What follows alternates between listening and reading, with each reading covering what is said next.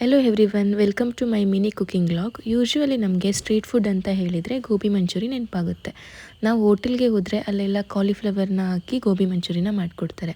But ನಾನಿಲ್ಲಿ easy and ಸಿಂಪಲ್ಲಾಗಿ ಕ್ಯಾಬೇಜ್ನ ಹಾಕಿ street ಸ್ಟೈಲಲ್ಲಿ ಗೋಬಿ ಮಂಚೂರಿನ ಮಾಡ್ತಾಯಿದ್ದೀನಿ.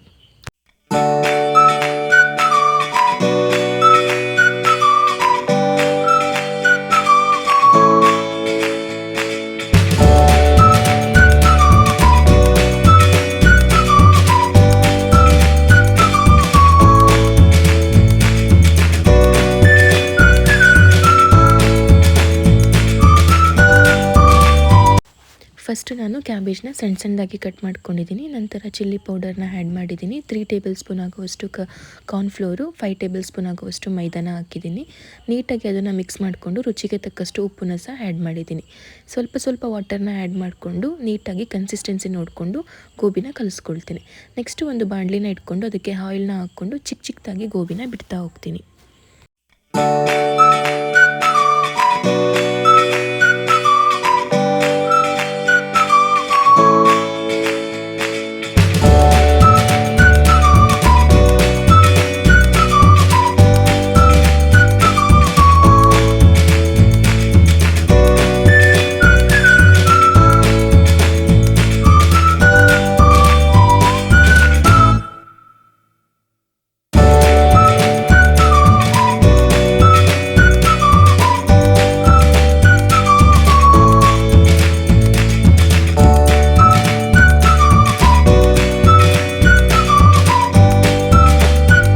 ಗೋಬಿ ಫ್ರೈ ಆಗಲಿಕ್ಕೆ ಸ್ವಲ್ಪ ಟೈಮ್ ಬೇಕಾಗುತ್ತೆ.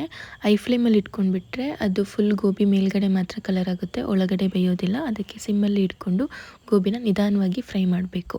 ಇದು ಗೋಲ್ಡನ್ ಕಲರ್ಗೆ ಟರ್ನ್ ಆಗೋ ತನಕನೂ ಫ್ರೈ ಮಾಡಬೇಕಾಗುತ್ತೆ.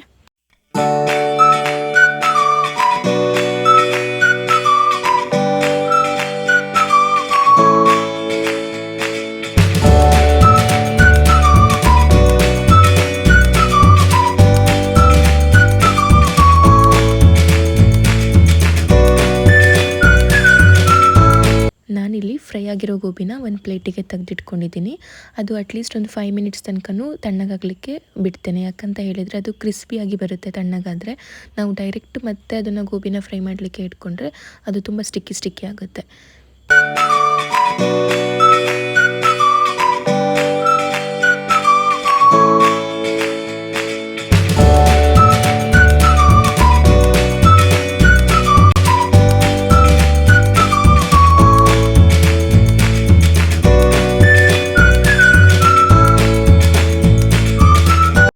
ಇದೇ ರೀತಿ ಎಲ್ಲ ಗೋಬಿನೂ ನೀಟಾಗಿ ಫ್ರೈ ಮಾಡಿಕೊಂಡು ಒಂದು ಸೈಡಲ್ಲಿ ಇಟ್ಕೊಂಡಿದ್ದೀನಿ.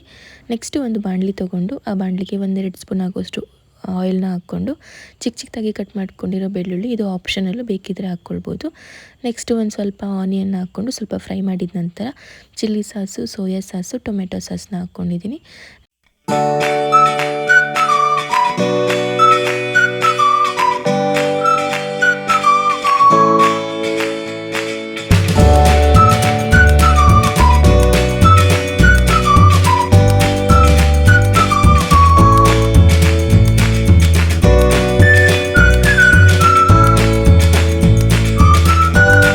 ನೆಕ್ಸ್ಟು ರುಚಿಗೆ ತಕ್ಕಷ್ಟು ಉಪ್ಪನ್ನು ಆ್ಯಡ್ ಮಾಡಿಕೊಂಡು ಸ್ವಲ್ಪ ಕಾರ್ನ್ಫ್ಲೋರ್ ಮತ್ತು ವಾಟರ್ನ ಆಲ್ರೆಡಿ ಮಿಕ್ಸ್ ಮಾಡ್ಕೊಂಡು ಇಟ್ಕೊಂಡಿದ್ದೆ, ಅದನ್ನು ಸಹ ಆ್ಯಡ್ ಮಾಡಿ ನೆಕ್ಸ್ಟು ಗೋಬಿನ ಆ್ಯಡ್ ಮಾಡಿಕೊಂಡು ನೀಟಾಗಿ ಮಿಕ್ಸ್ ಮಾಡ್ಕೊಳ್ತೀನಿ. ಸೊ ಇಲ್ಲಿ ನೋಡ್ಬೋದು ಯಾವ ರೀತಿ ಗೋಬಿ ಬಂದಿದೆ ಅಂತ ಹೇಳಿ.